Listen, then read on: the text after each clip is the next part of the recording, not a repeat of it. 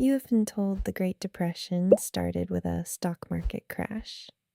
That is true, but it is not the whole story, because the crash was not the beginning, it was the end of a series of decisions made years earlier in rooms the public never entered, by people the public never elected.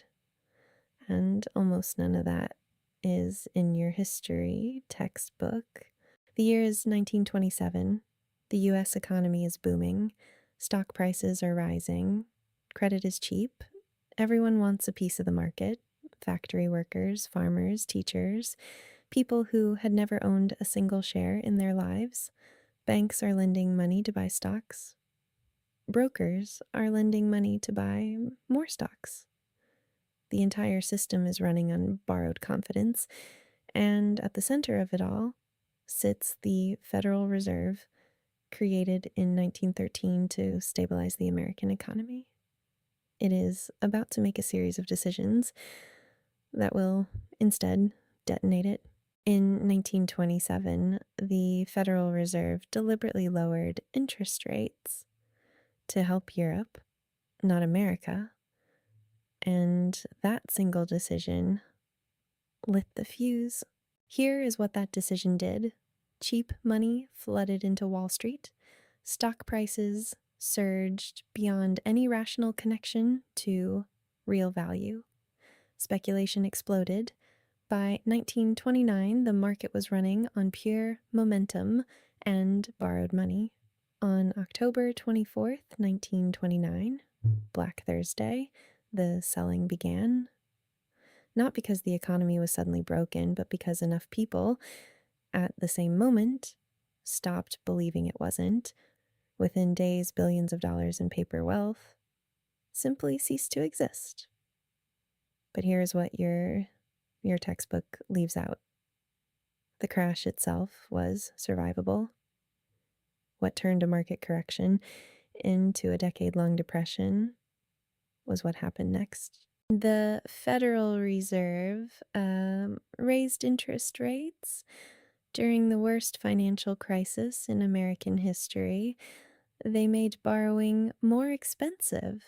Between 1929 and 1933, a third of all American banks failed. Not because they were all insolvent, but because fear spread faster than facts. And the Federal Reserve refused to act as lender of last resort. Milton Friedman, one of the greatest economists of the 20th century, spent decades arguing that the Great Depression was not caused by capitalism failing. It was caused by the Federal Reserve failing. In 2002, then Federal Reserve Chairman Ben Bernanke stood at Friedman's 90th birthday dinner and said these exact words. Regarding the Great Depression, you're right. We did it.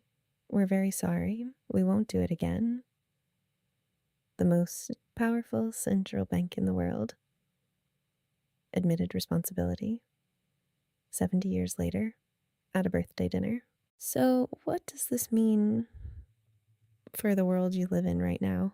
In 2008, Ben Bernanke, the same man who apologized for the Depression, was now running the Federal Reserve during the worst financial crisis since 1929.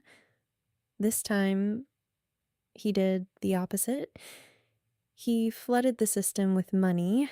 Interest rates went to zero. Banks were saved. The Depression was avoided. But the debt never went away. Today, every major central bank on Earth operates with one silent fear above all others. Don't be the Fed of 1929, which means every time a crisis appears, the answer is always the same. Print, lend, rescue. The Great Depression didn't just reshape the economy of the 1930s, it rewrote the rule book that every central bank still follows today. 13 million Americans lost their jobs, and the institution responsible took 70 years to say sorry. History doesn't always give us villains. Subscribe if this changed how you see the economy. The story is never what they told you it was.